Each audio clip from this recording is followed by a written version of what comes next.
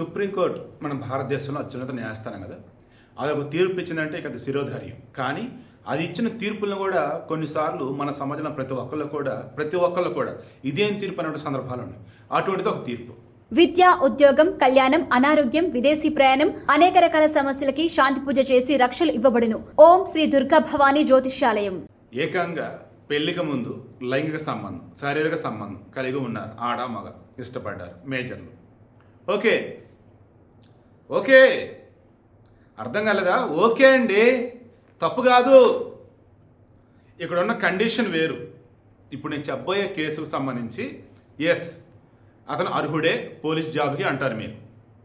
కానీ ఓవరాల్గా అన్నప్పుడు దీనిని మన సమాజంలో ఎంతమంది పాజిటివ్లో తీసుకెళ్తారు ఒకసారి క్రాస్ చెక్ చేసుకుందాం. ముందు అసలు ఏం జరిగిందో చెప్తా. అది 2014. ఓకే, గాజుల తిరుపతి అని చెప్పేసి మన హైదరాబాద్ పక్కన ఉన్న గజ్వేల్, మన కేసీఆర్ యూనివర్సిటీ రాజా అనుకుంటా, గజ్వేల్. ఓకే, అక్కడ ఉన్నటువంటి గాజుల తిరుపతి ఒక 4 సంవత్సరాలుగా ఒక అమ్మాయితో రిలేషన్లో ఉన్నాడు. శారీరకంగా పలుమార్లు కలిశారు. ఆ అమ్మాయి ఏం చెప్పింది? కేసు పెట్టింది. 2015లో లోక్ అదాలత్లో కేసు రాజీ కుదుర్చుకున్నారు. కేసు రాజీ కుదుర్చుకోవడానికి ముందు ఆమె కేసు పెట్టింది. ఏమని కేసు పెట్టింది? నన్ను పెళ్లి చేసుకుంటానని చెప్పి 4 సంవత్సరాలుగా నాతో లైంగికంగా అతను ఉన్నాడు అని కేసు పెట్టింది. చీటింగ్ కేసు అన్నట్టు అనుకోవచ్చు, లేదన్నప్పుడు నైతికంగా చాలా పెద్ద తప్పు అనుకోవచ్చు. అది కాస్త ఇతను వచ్చేటప్పటికి ఏంటి, పోలీసు రిక్రూట్మెంట్ దానికి సంబంధించి సెలెక్ట్ అయ్యాడు, పోలీస్ కానిస్టేబుల్. అందులో నీ మీద గతంలో కేసులు ఉన్నాయన్నప్పుడు నా మీద ఇలా ఒక ఆమె కేసు పెట్టింది.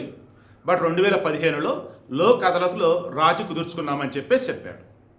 దెన్ ఇక పోలీస్ రిక్రూట్మెంట్ బోర్డు దగ్గరికి ఇతను కానిస్టేబుల్గా సెలెక్ట్ అయ్యి ఉన్నాడు, ట్రైనింగ్కి వెళ్ళాలి.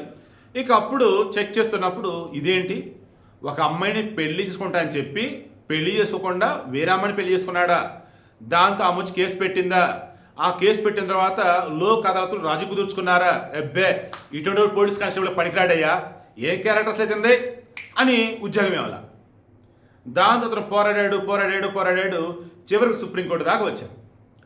జస్టిస్ మనోజ్ మిశ్రా, జస్టిస్ మన్మోహన్ ఆ బెంచ్ చూశారు. గాజుల తిరుపతి గజ్వేలు, ఓహో కానిస్టేబుల్కి సెలెక్ట్ అయ్యాడా? ఇదేంటి, ఇతను క్లియర్గా చెప్పాడు కదా అందులో అప్లికేషన్లో, మీ మీద గతంలో కేసులు ఉన్నాయంటే ఇదిగో నా మీద పలానా కేసు ఉంది, లోక్ అదాలత్లో రాజీ అయిపోయింది, ఇక ఇప్పుడు ఏమీ లేవని చెప్పాడు. అరే, ఇంత ట్రాన్స్పరెంట్గా ఉన్నాడు, ఇంత నిజాయితీగా ఉన్నాడు, ఉన్నది మొత్తం వివరంగా చెప్పాడు. ఇటువంటి వాడు వచ్చేసి జాబ్ పనికిరాడు అంటారేంటి? సరే, అవతల ఉన్నది ఒక మేజర్, ఒక అమ్మాయి, ఇతను కూడా మేజర్ అబ్బాయి.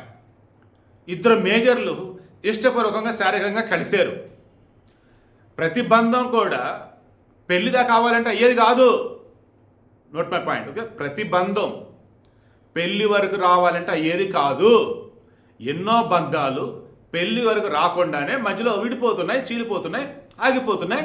ఒకరికొకరు కరెక్ట్ కాదని అనుకున్నారు. ఆ జర్నీలో నీ దారి నీది, నా దారి అనేది అనుకున్నారు. అలా తప్పేముంది? వాళ్ళు మేజర్లు.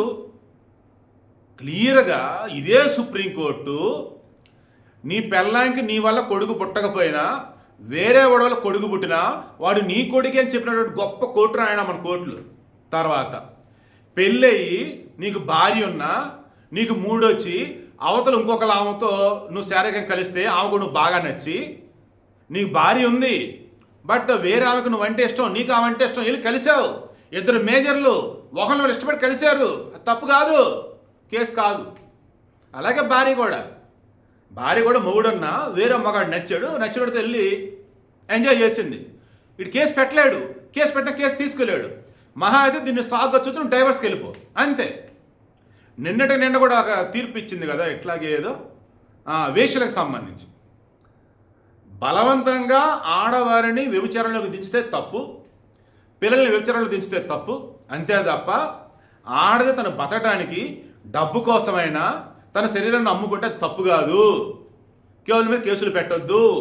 వాళ్ళని వచ్చేసి లేడీస్ సంబంధించిన హోమ్స్ ఉంటాయి, ఆ హోమ్స్కి పంపొద్దు, ఇలాగే చెప్పింది. మొన్నే తీర్పు కూడా వచ్చింది. వ్యభిచారం మన దగ్గర లీగల్ కాదు, illegal. At the same time మళ్ళీ నువ్వు వ్యభిచారం చేయొచ్చు. ఇదేరా నాయన మన దేశ తీర్పుల యొక్క గొప్పతనం. అది అర్థం చేసుకోవాలంటే మినిమం డిగ్రీ కాదు, మినిమం పీజీ చేసి ఉండాలి. అవసరం లేదురా బాబు మా తగ్గట్టుగా వాడుకుంటామంటే 10 అయినా చదవకపోయినా ఏం కాదు.